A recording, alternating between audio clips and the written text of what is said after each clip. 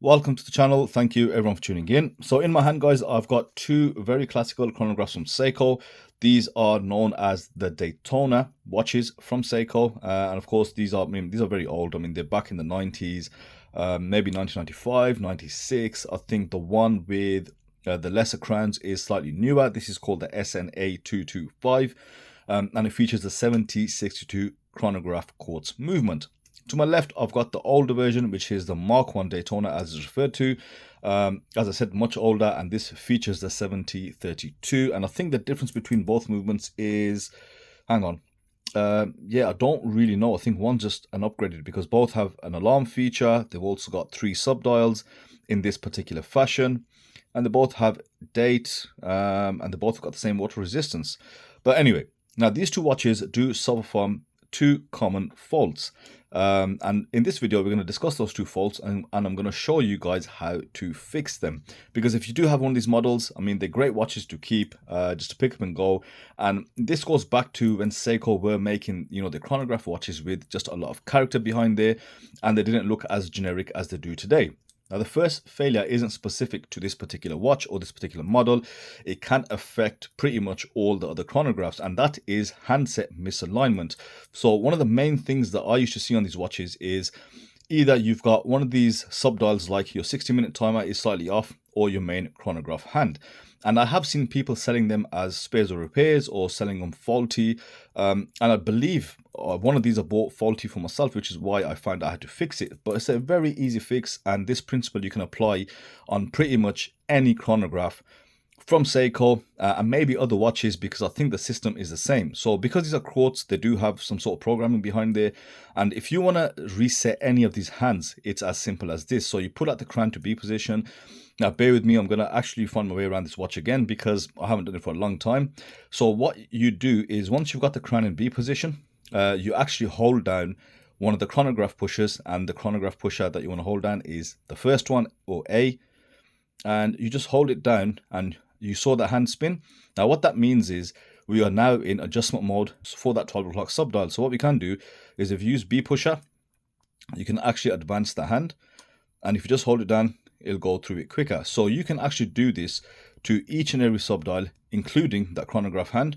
So let's center this one again. So if you press A again, it should go to the chronograph hand. Okay, so you got your running seconds to your left, so you can't adjust that obviously, and you've got your alarm, which I believe you can adjust. So with this chronograph hand, do the same thing. Now, I don't know why it happens, but what you'll find is over time, sometimes the chronograph hand does not go back to 12. So this is why you actually need to do this. So single clicks, or just hold it down, and it'll help rotate it back all the way around to 12 o'clock. And let's just make sure we get it centered. Okay, now to reset it, let's do it once more, bang on in the center. So we hold it once more, and that will actually go to your alarm setting. So this will reset the alarm again at 12 o'clock, or whatever your time is actually. So it'll mirror the time that you have on your watch face. And then to reset it again, and to go back to 0, push the crown in, and you are all set to go. Now this also applies for this Gen 1 or the Mark 1.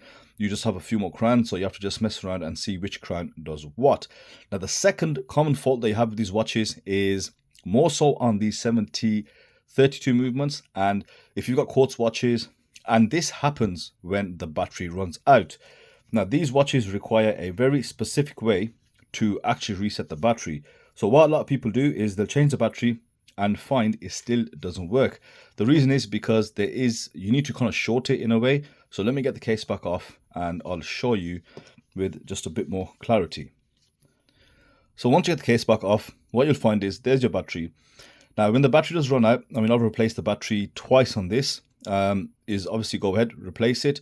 But what you'll find is sometimes it may work, sometimes it actually may stop working. Now there is something that you actually have to do with this. You have to kind of short it by, let's zoom in a bit, see a little hole there which says AC.